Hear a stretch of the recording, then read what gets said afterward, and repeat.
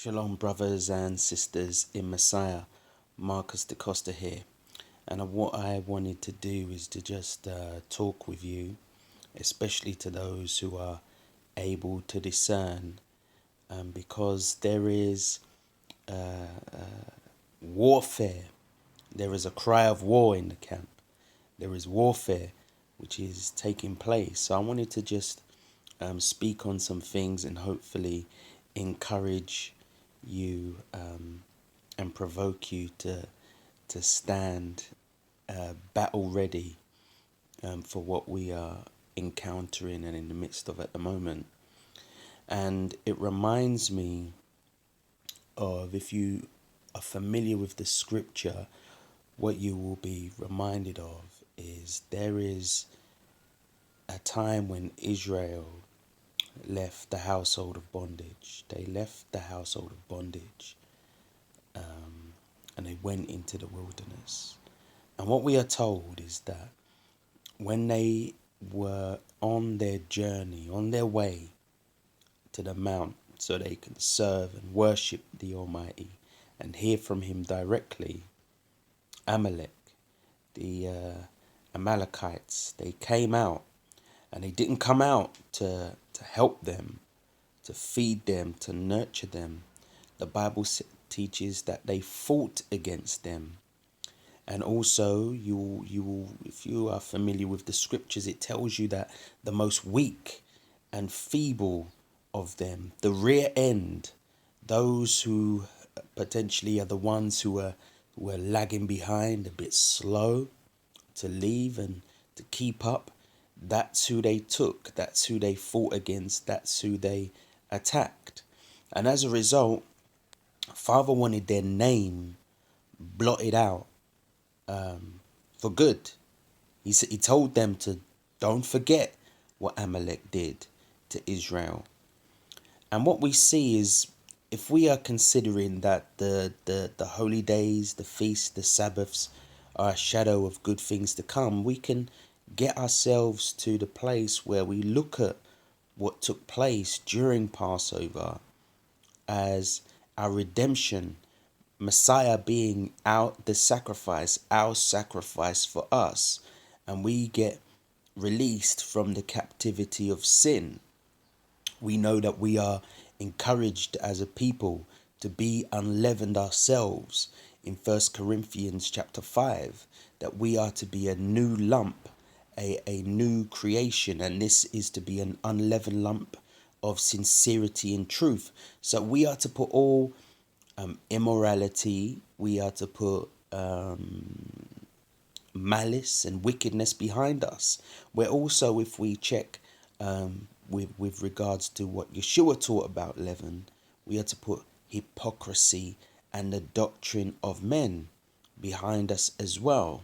So if we bear that in mind, that Messiah is our Passover, that we are to be unleavened, and we look at what Amalek did, it helps us to understand that there are times when you may have left the household of bondage, the land of your captivity, and even though you are free, you are fought against.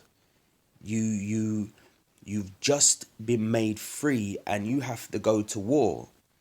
I know that we can have the mindset that because we have found God and we have found truth, that the walk is going to be plain sailing. But I would like to bring you into remembrance about what actually happened in the wilderness. And that is something that happens today. Messiah provided a parable where he speaks about the sower of seeds sowing the word. And one of the things that happened when the word was being sown is that as the word was sowing, there were birds who were coming to devour the seed. And our enemy wants to devour the word that is being sown in you and in your brethren, your brothers and sisters. And this is what is taking place, I believe, in the body of Messiah.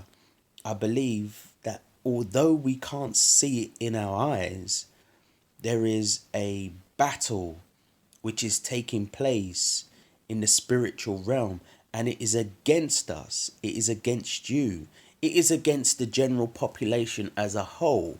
But the objective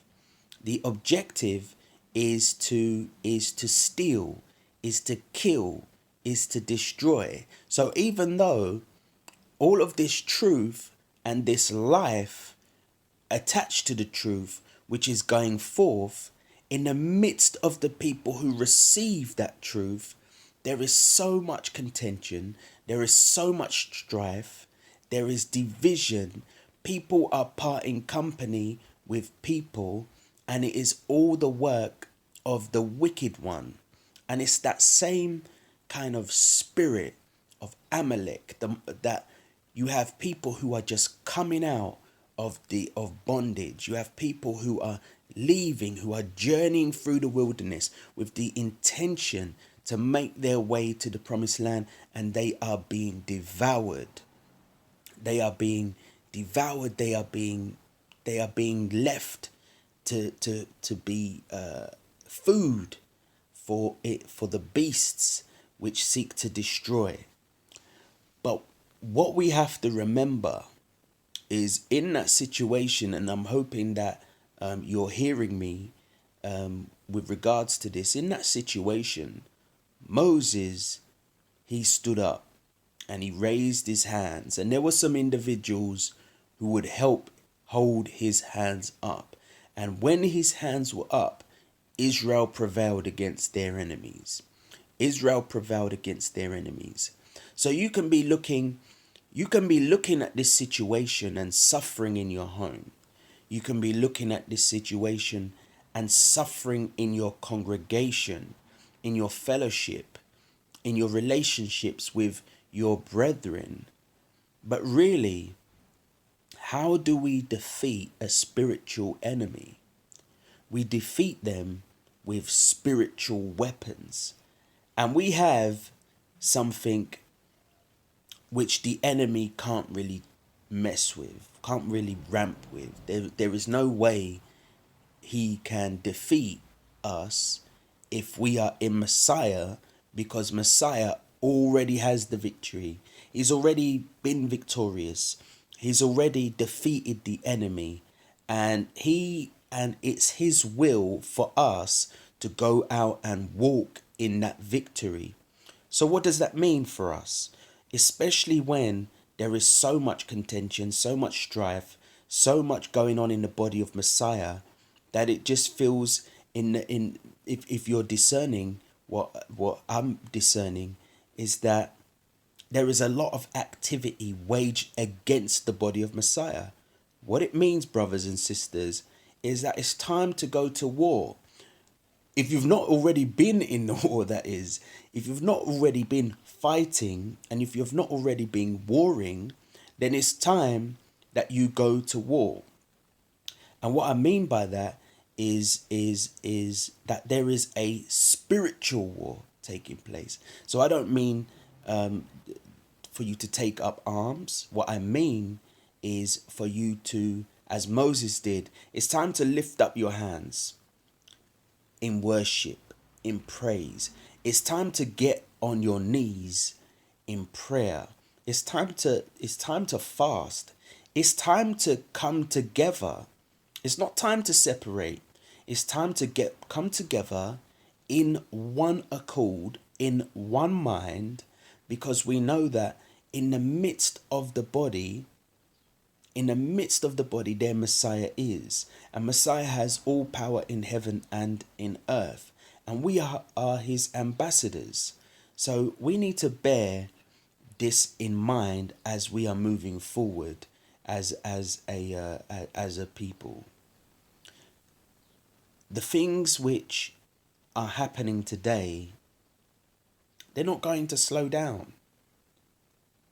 They're not going to slow down. As bad as you may feel things are today, especially what you're seeing in the world, are not going to get better. But the just live by faith.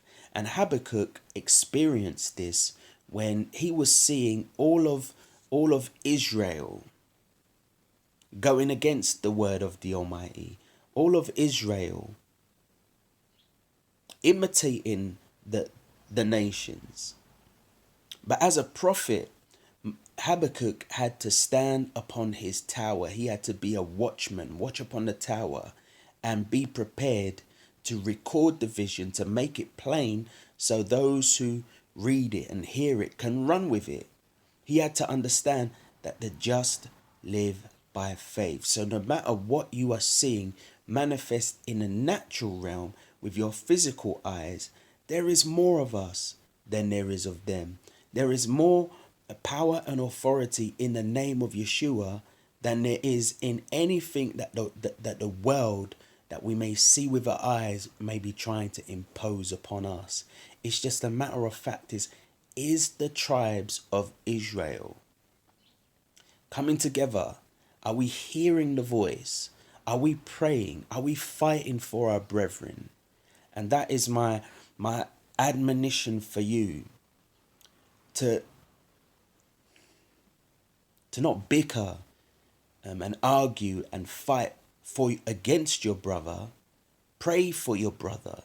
Pray for your sister. Contend for your brother. Contend for your sister, not against them. Plead with the Almighty on behalf of your brother, on behalf of your sister. Not argue and gossip and bicker against them. I'm hoping what I'm saying to you is an encouragement, because I truly believe if we was to do what they did, more often we will get more of their results. If you look in Acts chapter 12, you will notice Peter was in prison. And Peter was in prison, and Herod was intending the next day for him to be killed. But there were some saints, while Peter was sleeping, who was awake, and they were praying together. They were praying together on behalf of Peter and his situation. And Father dispatched an angel, and that angel came and woke him up and delivered him out into the street. And Peter went to Mary's house, John Mark's mother, and they were all awake. They were all awake and they were praying. So there are situations, brothers and sisters, that are taking place within the body. Now, you may not have any control over those situations, but there is one who is in control. There is one who is in control, and I'm encouraging you to pray that the ministers in the heavenly realm are loosed. The angels, the messengers are loosed to step in and support the body of Messiah. That there is a shaking that takes place, and the people of Messiah are preserved, are protected, they are helped. So I'm hoping this is speaking to you, and that you take this and actually apply it. And if there be anything specific that you would like me to pray for you, then just leave a message, leave a comment, and I will do it. And you know that you are always free to pray for me, to pray for my family, to pray for House of Israel UK. And I encourage you to pray for our brethren who are in Ukraine, who are in Lagos, Nigeria, who are in Charlotte, North Carolina, and any of the other ministries in the world that are bringing forth truth. Shalom.